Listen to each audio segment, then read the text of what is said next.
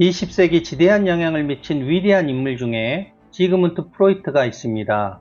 그가 인간의 마음을 철학이나 종교의 대상에서 과학적으로 이해하는 정신분석학을 창시했기 때문입니다. 이것이 현대 심리학의 근간이 되었습니다. 하지만 여러분이 이 영상을 보시면 심리학의 근간이 완전히 바뀌게 됩니다. 그러려면 여러분은 인류 최초로 밝히는 자아의 작동 기제를 알아야 합니다. 자아를 처음 체계적으로 정의하고 분석한 사람이 프로이트입니다.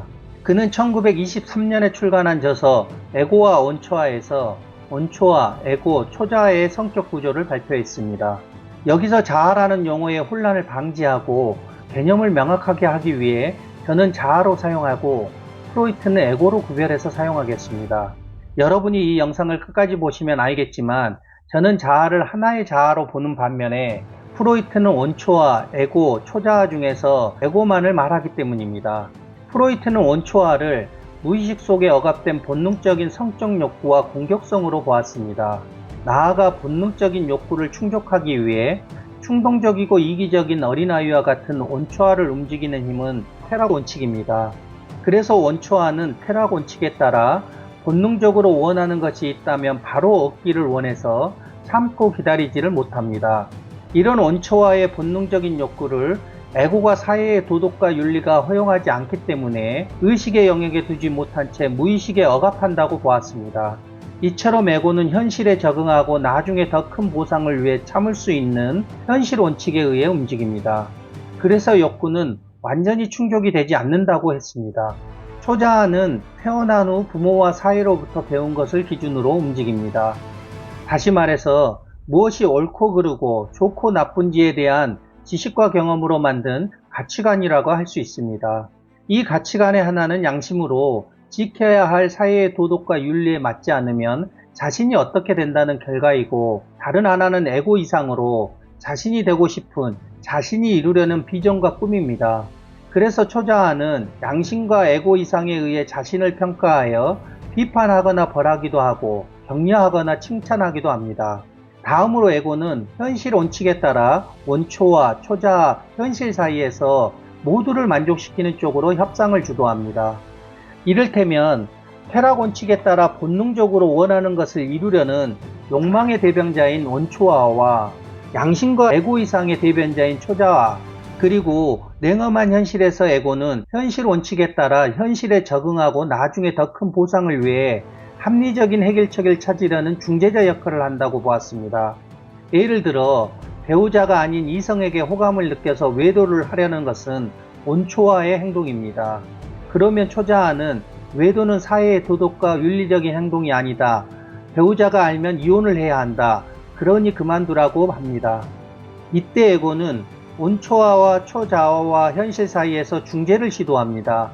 그 결과 그래, 자식들을 봐서라도 그 사람을 만나지 말자가 되는 것입니다. 이처럼 에고는 다양한 방어 기제를 동원해 스스로를 원초아의 본능적인 욕구로부터 보호하려고 합니다. 그래서 프로이트에게 에고는 괴로운 감정을 의식의 세계에서 몰아내고 어려움을 견디도록 하는 힘입니다. 나아가 원초아와 초자아, 현실을 중재하는 에고의 역할이 매우 중요하기 때문에 에고의 힘을 키워야 한다는 것입니다. 하지만 그는 에고가 원초아와 초자아, 현실 사이에 중재를 못하면 불안, 히스테리, 강박증, 공포증 등의 신경증이 나타난다고 했습니다. 그래서 사람들과 대화하는 자유현상, 꿈의 해석, 전이와 역전이 등을 통해 그 사람이 억압된 무의식을 이해하여 내면의 갈등을 해결하면 신경증을 치료할 수 있다고 했습니다.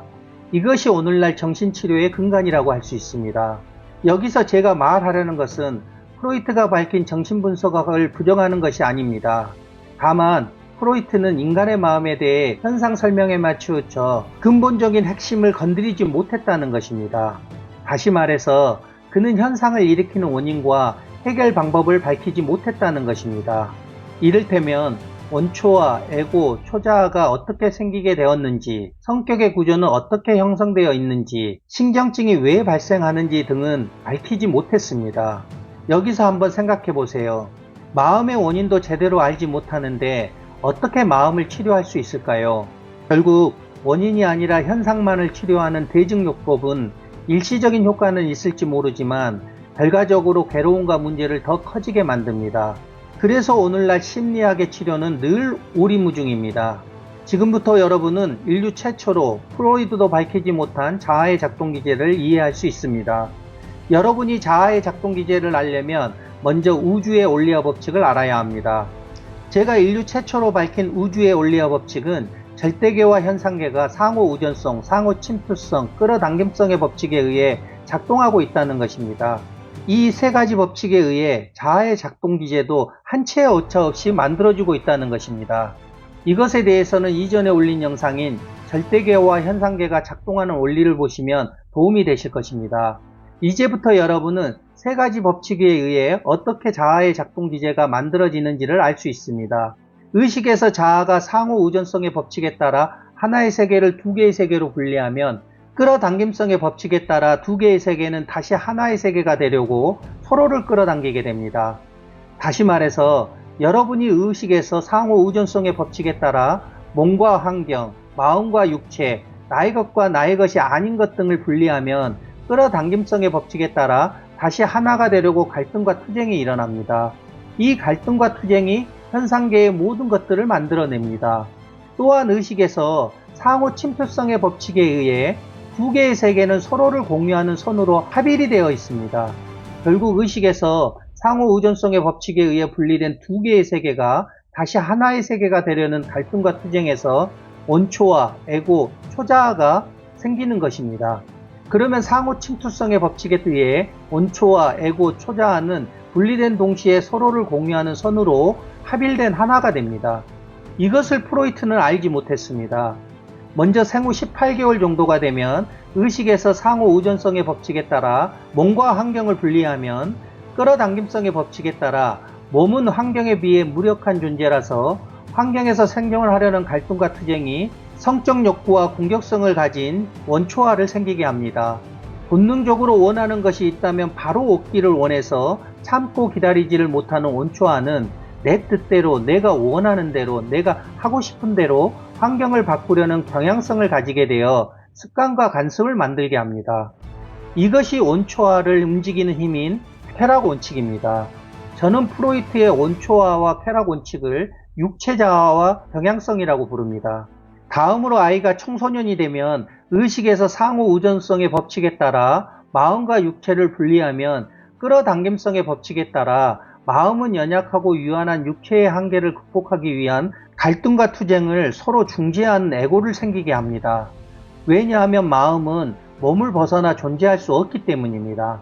현실에 적응하고 나중에 더 큰 보상을 위해 참을 수 있는 에고는 끊임없이 무엇이 되려고, 무엇을 소유하려고, 무엇을 이루려고 하는 확장성을 가지게 되어 욕망과 욕심을 생기게 합니다. 이것이 에고를 움직이는 현실 원칙입니다. 저는 프로이트의 에고와 현실 원칙을 마음 자아와 확장성이라고 부릅니다.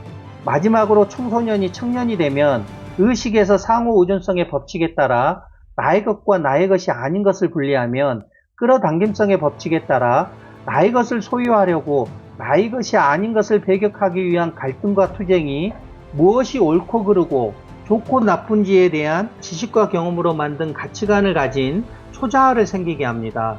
양심과 에고 이상의 가치관을 제시하는 초자아는 나라고 믿는 소유물에 주의와 집중하는 지향성을 가지게 되어 소유물에 집착과 의존하게 됩니다. 저는 프로이트의 초자아와 가치관을 정신자아와 지향성이라고 부릅니다. 이제부터 프로이트도 밝히지 못한 자아의 유기에 대해 알아보겠습니다. 프로이트는 원초와 에고, 초자아가 각기 독립된 실체가 아니라 전체 성격의 서로 다른 기능과 측면들을 분석하고 이해하는 데 도움을 주기 위해 개념화한 것이라고 했습니다. 그는 인간이 태어나면서 원초아만 가지고 있는데 성장하면서 에고가 생기고 초자아가 생기면 그만큼 원초아의 힘이 줄어든다고 했습니다. 또한 어느 하나가 커지면 상대적으로 다른 것들이 줄어든다고 했습니다. 이를테면 에고의 힘이 커지면 원초아와 초자아는 작아집니다. 그래서 원초아, 에고, 초자아의 총량은 변하지 않으며 평생을 상호작용한다고 했습니다. 이것을 마치 커다란 땅덩어리를 나눈 것과 같다고 해서 지형이론이라고 합니다. 그러다가 프로이트는 지형이론이 완벽하지 못함을 깨닫게 됩니다.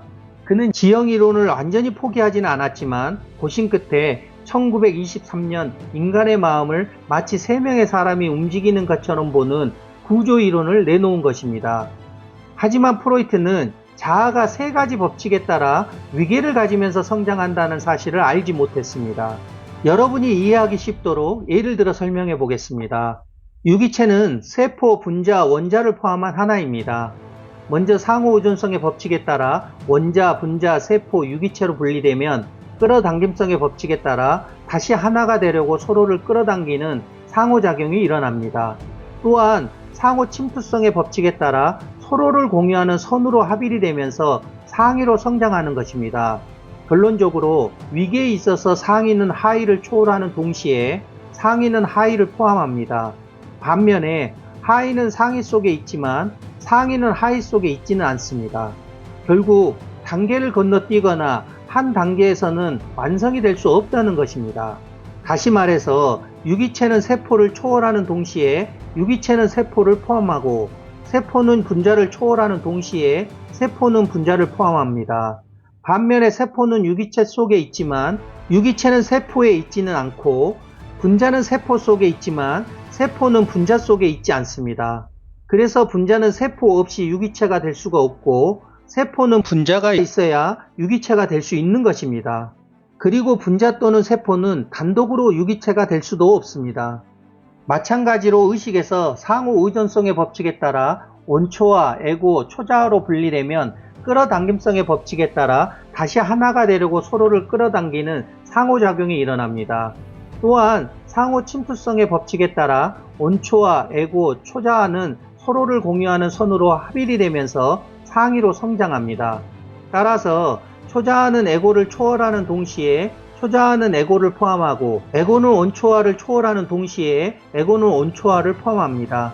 반면에 에고는 초자아 속에 있지만 초자아는 에고에 있지는 않고 원초아는 에고 속에 있지만 에고는 원초아 속에 있지 않습니다. 또한 원초아는 에고 없이 초자아로 성장할 수 없고 에고는 원초아 없이 초자아로 성장할 수 없습니다. 그리고 원초아 또는 에고는 홀로는 초자아가 될 수 없습니다. 결론적으로 원자, 분자, 세포, 유기체를 하나의 유기체로 보듯이 제가 밝힌 육체자아, 마음자아, 정신자아도 서로가 상호작용하는 하나의 자아이며 프로이트가 주장한 원초아, 에고, 초자아도 서로가 상호작용하는 하나의 자아입니다. 이와 같이 자아가 3가지 법칙에 따라 위계를 가지면서 성장하기 때문에 프로이트가 주장한 에고가 원초와 초자아, 현실 사이의 중재는 할 수가 없는 것입니다. 다만 하나의 자아가 자극에 대해 무의식에 쌓인 과거의 기억으로 선택해서 반응하는 것입니다. 지금까지 인류는 고양이에게 생산가게를 통째로 맡기듯 개혁의 대상자에게 개혁을 맡겨왔습니다. 개혁의 대상자가 자신을 완전하게 개혁한다는 것은 불가능합니다. 그래서 과학과 문명이 발달할수록 괴로움과 문제는 더 많아졌던 것입니다. 그럼에도 인류는 여전히 개혁의 대상자에게 점점 더 많은 힘을 실어주고 있습니다. 이것에 대해서는 이전에 올린 영상인 의식이 성장하는 단계를 보시면 이해가 되실 것입니다. 지금부터 여러분은 정신분석학과 멘탈 리셋의 차이를 명확하게 알 수 있습니다. 먼저 프로이트는 의식에서 몸과 환경, 마음과 육체, 나의 것과 나의 것이 아닌 것 등을 분리하면 끌어당김성의 법칙에 따라 다시 하나가 되려는 갈등과 투쟁에서 원초와 에고, 초자아가 생긴다는 사실을 알지 못했습니다. 그래서 그가 주장한 에고가 원초와의 본능적인 욕구 충족을 사회의 도덕과 윤리가 허용하지 않기 때문에 의식의 영역에 두지 못한 채 무의식에 억압하는 것이 아닙니다. 의식에서 자아가 상호 의존성의 법칙에 따라 하나의 세계를 2개의 세계로 분리되면 끌어당김성의 법칙에 따라 2개의 세계가 다시 하나가 되려는 갈등과 투쟁이 무의식에 자동적으로 저장이 되는 것입니다. 이것을 불교에서는 업장이라고 부르고 기독교에서는 죄라고 부릅니다. 다음으로 프로이트는 의식에서 상호 의존성의 법칙에 따라 원초와 에고, 초자아로 분리되면 끌어당김성의 법칙에 따라 다시 하나가 되려고 서로를 끌어당기는 상호작용이 일어나고 상호 침투성의 법칙에 따라 서로를 공유하는 선으로 합일이 되면서 상위로 성장한다는 사실을 알지 못했습니다. 결국 원초와 에고, 초자아는 서로가 상호작용하는 하나의 자아라는 사실을 밝히지 못했습니다. 그래서 프로이드가 주장한 온초와 에고, 초자에 대한 지형이론과 구조이론은 잘못된 것입니다. 나아가 욕구는 완전히 충족되지 못한 것이 아니라 자기 탐구를 통해 삶의 주체가 자아의 동일시에서 벗어나 본성으로 옮겨가면 욕구는 완전히 충족이 됩니다. 다시 말해서 자기 탐구 7단계에서 나라는 느낌과 생각이 전혀 없는 무아 상태가 되면 욕구는 완전히 충족이 됩니다. 마지막으로 프로이트는 원인이 아니라 현상만을 치료하는 자유현상, 꿈의 해석, 전이와 역전이 등은 일시적인 효과는 있을지 모르지만 결과적으로 괴로움과 문제를 더 커지게 한다는 사실을 알지 못했습니다. 환자가 환자를 치유하지 못하듯 자아는 자아를 치유하지 못합니다. 다시 말해서 문제의 원인이 하나의 세계를 두 개의 세계로 분리하는 자아라면 문제의 해결은 두 개의 세계를 다시 하나의 세계로 합의하는 본성입니다.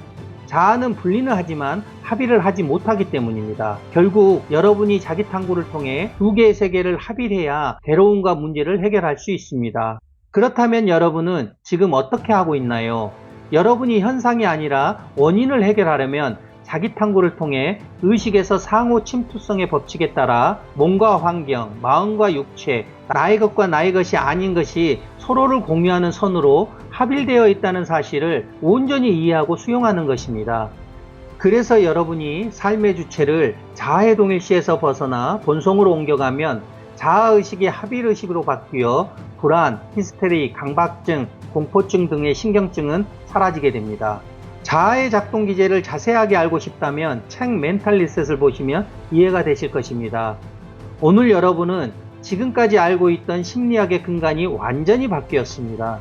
다음에 올릴 영상은 두 번째로 프로이트도 밝히지 못한 의식과 무의식의 구조에 관해서 이야기를 해보려고 합니다. 인류 최초로 밝히는 우주의 원리와 법칙을 알고 싶다면 지금 당장 구독, 좋아요, 알림 설정을 눌러주세요. 그러면 여러분은 인생을 바꾸고 운명을 바꿀 수 있습니다. 나아가 본성으로 사는 새로운 인류가 탄생할 수 있습니다. 이상 복성이었습니다. 감사합니다.